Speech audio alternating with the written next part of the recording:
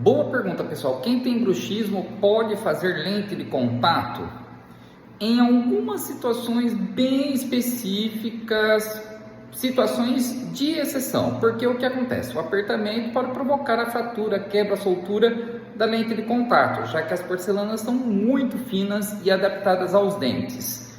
A faceta, no caso de bruxismo severo, dentes girovertidos, dentes que foram restaurados, aí sim é mais indicada do que a lente de contato. Mas em algumas situações bem específicas, muitas vezes deve se associar o tratamento da lente de contato com as placas de mordida, toxina botulínica para relaxamento muscular, enfim, situações bem selecionadas, situações de exceção.